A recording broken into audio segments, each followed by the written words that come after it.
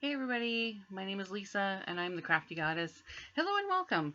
Okay, so a lot of stuff has happened recently. That's why I haven't made a video in a while. Excuse me, I've had a couple of shorts. I've posted a couple of shorts, I should say. Um, but I have had quite a few procedures and appointments and exams and whatnot take place over the past, I'm going to say couple months anyway. I have my surgery date booked for sure. It is happening August the 16th. The time of recording is Monday, August the 14th. So in 2 days, I am getting surgery. I went to, I can't remember if I talked about this much in detail, but I went to my uh, surgeon for a consultation. I took my husband with me, and we basically decided, well, surgeon basically decided that I was eligible for something called a lumpectomy. For those of you who are unfamiliar with that, a lumpectomy is just basically the removal of the affected tissue in the breast or wherever, instead of actually removing the entire body part. I made it clear from day one that I was okay with having the entire breast removed if necessary, but my surgeon, who has a brilliant sense of humor, said, don't worry, when you wake up, your breast will still be there. So, okay, that's great. As I mentioned before in previous videos, there were 3 tumors. Now there are 2. The one that was in the 9 o'clock position is gone. I think there might be like maybe 1 or 2 lingering molecules left. I'm not even sure how to quantify this, but there are the markers as well to show the surgeon where the tumor was or where there may be some lingering cancer cells still. I don't know, but all the scans that I've had so far have said like there's practically nothing there. The 7 o'clock tumor position, the tumor in the 7 o'clock position. Holy cow! Um, the initial measurement during the initial diagnosis was 4 centimeters, which is danger territory. But now it is about 2.5 centimeters. It's basically a flattened piece of scar tissue. That's what it looked like anyway in the last few scans that I had, like the ultrasounds, mammograms, etc. The one in the 10 o'clock position, though, and this is kind of like a good news, bad news, good news, etc. type of thing. There was some discussion at the beginning of my treatment and diagnosis and whatnot as to whether or not it was a tumor that was too close to the lymph nodes or if it was an actual lymph node itself. And I finally got the answer once and for all. It is a lymph node that has tested positive. Now, I say lymph node as in singular. The cancer, sorry, I'm just going to tilt this back a bit. The cancer has, to my knowledge, not spread to the other lymph nodes. Again, having multiple scans and tests and whatnot, it appears that the chemotherapy has done its job by stopping it in its tracks. The immunotherapy that I'm continuing to get every 3 years, at least until next spring, has stopped it in its tracks. Why am I getting immunotherapy every 3 weeks? Because I tested HER2 positive. For those folks who are not familiar with certain cancer terminology, sorry, I'm just looking this up here. I've had to explain this to a couple of people. So, sorry, I thought somebody was knocking on the door. It's just my cat. Cat is wanting me to come out. I will in a bit. Um, in a nutshell, basically, if someone is test positive for breast cancer, they're also tested. Sorry, how can I explain this? It's also determined, like the course of treatment is determined based on what the hormone receptors are and what the HER2 positive positive or negative basically. So if the hormone receptors, for example, are positive, that means that it can be treated with hormone therapy. But my hormone receptors tested negative, so I couldn't have it treated with hormone therapy. That's why we had to do the chemo. We're doing the radiation, blah blah blah. Um, so HER2 positive or HER2 breast cancer. I'm just reading it from the Mayo Clinic website here. It is a breast cancer that tests positive for a protein called human epidermal growth factor receptor 2, or HER2. This protein promotes the growth of cancer cells. In about 1 of every 5 breast cancers, the cancer cells have extra copies of the gene that makes the HER2 protein, and therefore HER2 positive breast cancers tend to be more aggressive.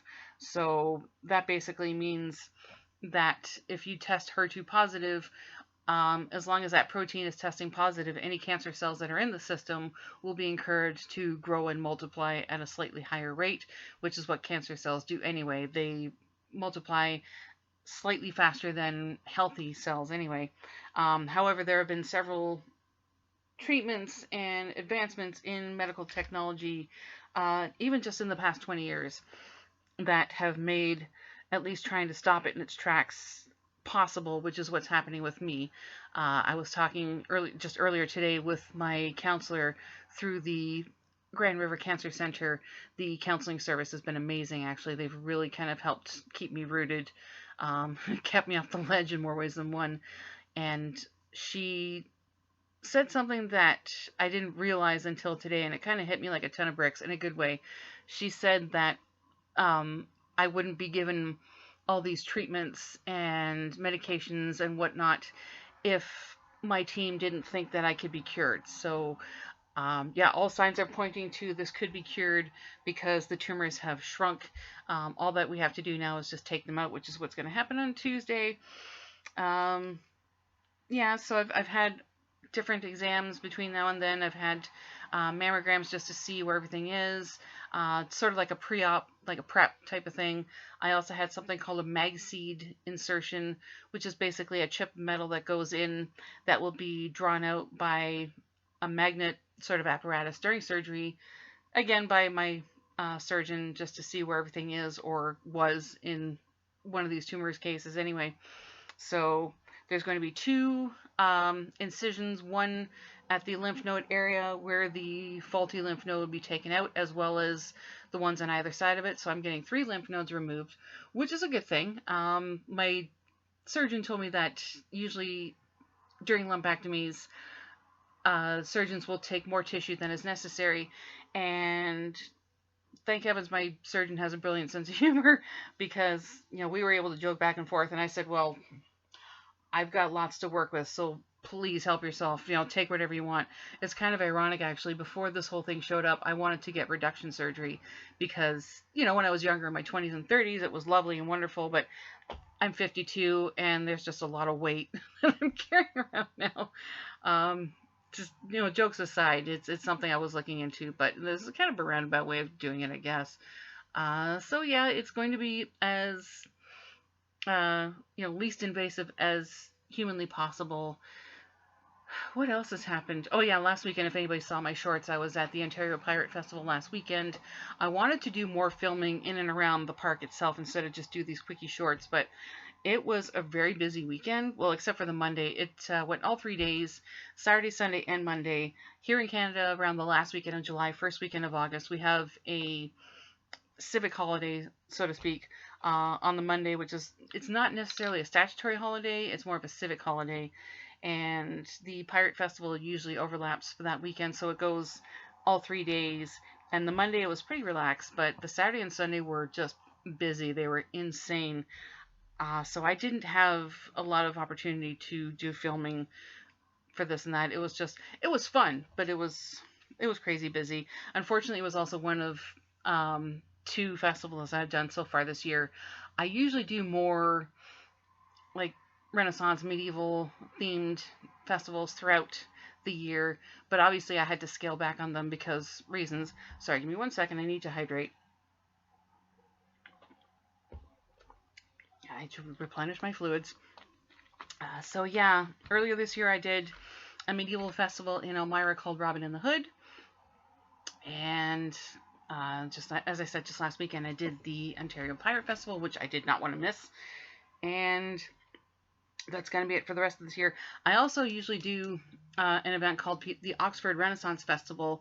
It used to take place in June. Last year it got bumped to September.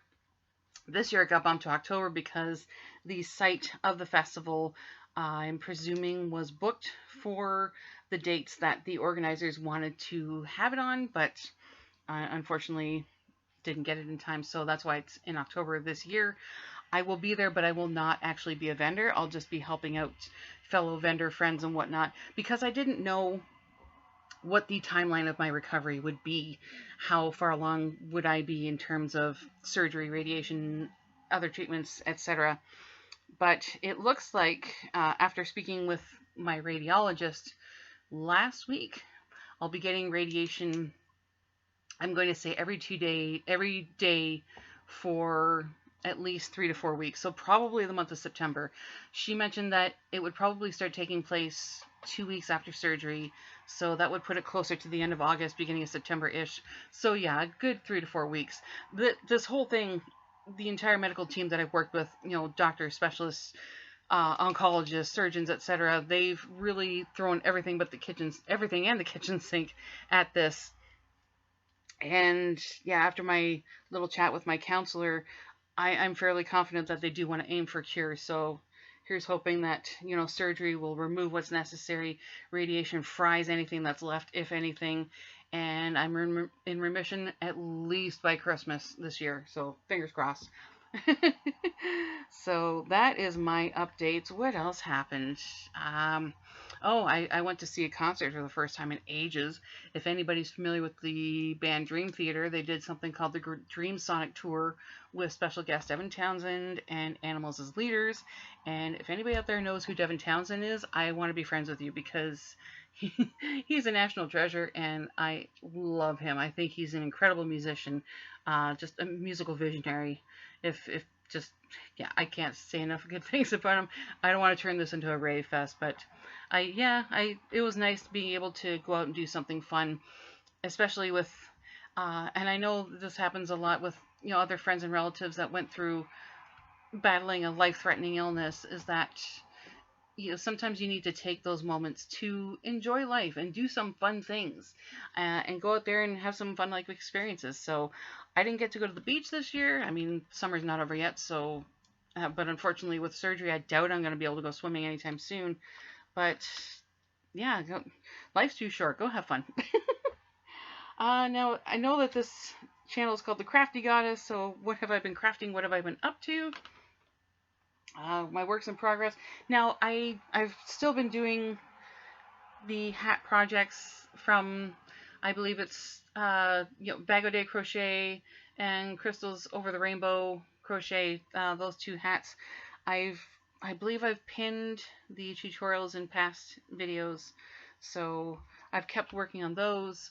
I was just spending some time today with a friend of mine who showed me that she has been crocheting really cool granny square bucket hats. I know that there are tutorials online. She said she'll teach me how to do them. They look fun and easy, and I want to try them out. I'm not a bucket hat kind of gal, but she gave me one earlier tonight, and it looked really cute, so I'm going to have to maybe try and hammer out a few of my own. But I also made this shawl. I finally breezed through a bunch of the Lorena Bamboo yarn. Yes, Lorena Bamboo that I got from Ice Yarns. Excuse me. This is the, if you folks can see this, this is the beginner boho crochet shawl from Expression Fiber Arts. Now, it looks a little chunkier than the one that was done in the tutorial on that YouTube channel, because I used 2 strands. I held 2 strands together as I was crocheting this. So I used, I think for this shawl, I used 6 of the 50-gram balls of the Lorena Bamboo. I believe it's like a bamboo cotton or bamboo worsted blend. I unfortunately don't have any here, but no, I don't. So yeah, I used 6 of the 50-gram balls, holding 2 strands together. If you can treble crochet and do chains, you can do this. It is easy. I had quite a bit of fun doing this. I used a size, I believe a size 6 crochet hook for this, either 6 or 6.5. But if anybody's interested, I can pin the tutorial for that as well. I'm not going to do one. I'd rather just pin the YouTube video and be done with it. But I worked on that. I've been trying to finish up a couple other shawls here and there. It's kind of the season now that the Pirate Festival is over. It's usually around that time where I start to work into more cold, cooler weather projects like cowls hats, wrist warmers. Well, I make wrist warmers year round anyway, but some of the warmer garments for fall weather, which I can't wait for. I'm grateful for summer. I'm grateful for the warm weather, but give me fall. Give me like, you know, hot chocolate and falling leaves and that sort of thing. I would definitely be grateful for that. Sorry, I'm just looking at this because I need to draw a couple of winners for my yarn giveaway. I really wanted to, oh shoot, no, I don't want to do that.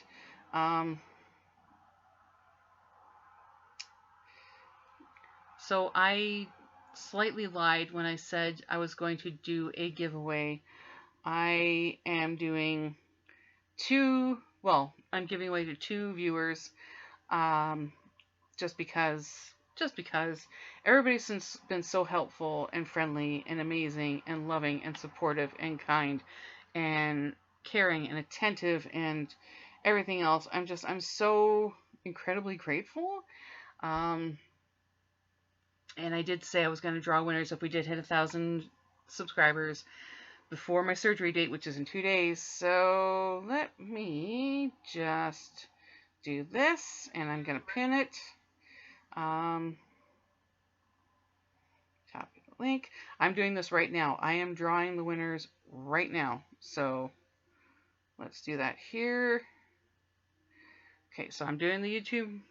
I'm doing the link from my Ice Yarns haul, which I believe I said, hey, enter. So you guys can see what I'm doing here. Yes, I'm going to charge my battery. All right, here we go. Anything goes. Yeah, let's do the anything goes. All right. You ready? Okay. The first winner is this name here.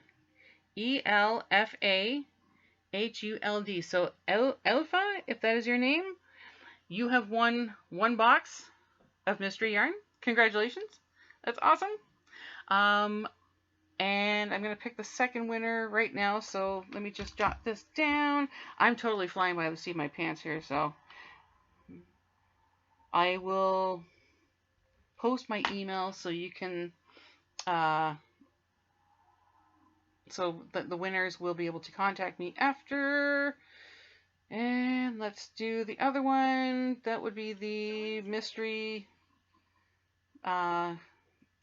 cotton cake mill ends from Hirschner's.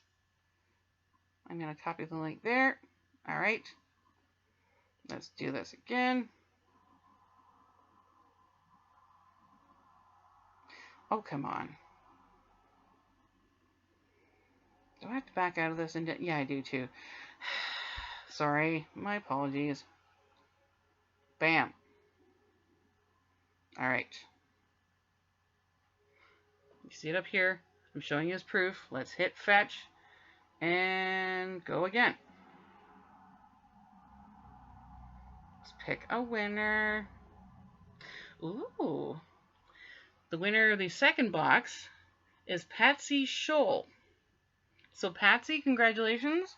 Alpha, congratulations. You have each won a box of mystery yarn from me. Now, because I am getting surgery in 2 days, I will try to get them shipped off as soon as I am able to walk up the hill and hoist 2 big boxes, or at least get help from it. If anybody can help me cart my, recovering hindquarters, you know what I mean to say. Anyway, so yes, Alpha and Patsy, congratulations on winning. I will be planning more giveaways if the subscriber number keeps climbing, which I'm hoping to do. The more the merrier, I always say.